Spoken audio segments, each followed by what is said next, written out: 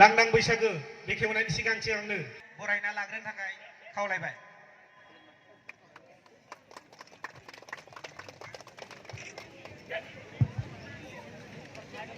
अक्सिगुरि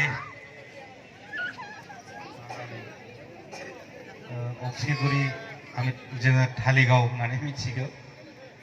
धालिगाव गामिनि बा गणेशपुर गामिनि रंजालि बैसागु खुंफुं आफादनि बानजायनायाव दिनै सानसेनि हाबाफारि लानानै रंजालि बैसागु फोरबो फालिनाय। बे फोरबो फालिनायनिनो सेथि हाबाफारि गेवलां बैसागु बादायलायनाय, बेखौ बेखेवनाय हाबाफारि। बे हाबाफारियाव बाहागो लानो हानाय बिजिनि जिल्ला इउपिपिएलनि बारग' आफादगिरि थामहिनबा बिजनी टाउननि चेयारमेन गणेश्वर गयारी बिथां आरो बैसागु खुंफुं आफादनि आफादगिरि गाहाय नेहाथारि साफ्रोमबो बिबानगिरि नोंथांमोन आरो बे ओनसोलनि बा बे गामिनि बैसोगोरा समाज सिबियारि फोरोंगिरि मानगोनां नोंथांमोन, बैसागु नायनो फैनाय साफ्रोमबो आइ आफा बिदा फंबाय बिब' बिनानाव नोंथांमोन, बादायलायनो होननानै बाहागो लाफैनाय बैसागु मोसाग्रा हान्जा नोंथांमोन, बयनिसिमबो बैसागु बोथोरनि देरसिनफोरनो खुलुमनाय, बैसोआव समानफोरनो गाहाम हामलायनाय, दुइसिनफोरनो अननाय मोजां मोननाय हरग्रोबाय। बैसागु बोथोरा जोंनि बर'फोरनि बा आसामनि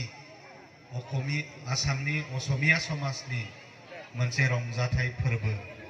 बेयो जोंनि धोरोमनि उत्सव नङा, बेयो जोंनि माहारिनि जाथिनि उत्सव।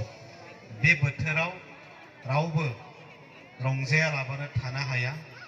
मोसौ थुखैनायनिफ्राय जागायनानै थामहिनबा संक्रान्तिनिफ्राय जागायनानै 1 थारिख बैसागनिफ्राय जोङो रंजायो।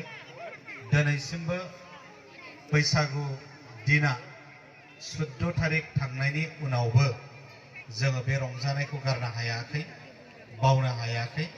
बेयो जोंनि माहारियारि फोरबो। गोदोनि बैसागु दानि बैसागु गोबां फाराग जाबोबाय, समनि सोलायनायजों सोलायफैबाय। जोंनि समाजाव लेखा गोरों बांनाय लोगो लोगो, साख्रि मावनाय मानसिफ्रा बांनाय लोगो लोगो, समाजनि स्टेन्डार्डआ बांनाय लोगो लोगो बैसागुआ दिनै स्टेजाव फैबाय, गेवलां फोथाराव फैबाय। गोदो गोदाय देमसि मोसायोमोन, हिन्जावनि ग्रुप हौवानि ग्रुप जानानै। बै देमसि मोसानाया दिनै बादायलायनायल' जाबाय बा दिन्थिनायल' जाबाय। दिनैनि बैसागुआ गेवलां फोथाराव दिनै जाफैबाय। थ' बेनिखायनो जोङो बेखौ हमथानानै लाखिनानै इयुन जोलैफोरनो जों होलांनांगोन। मानोना बे फोरबोआनो जोंनि सिनायथि।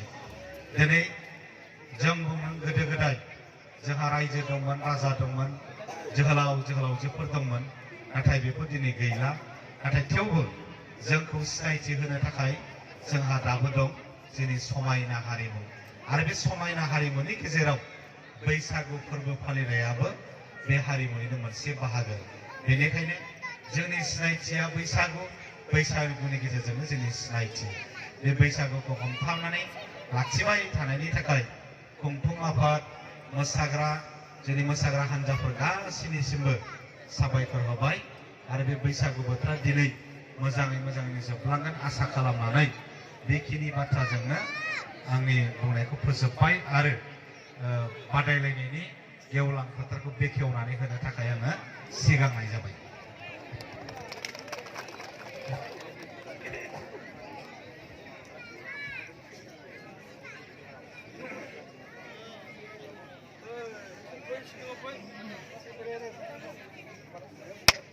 जय बैसागु बोथोरनि, जय बैसागु बोथोरनि, जय गोदान बोसोरनि।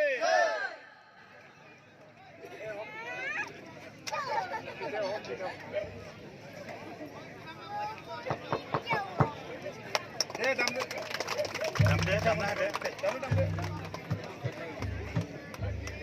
दामदो।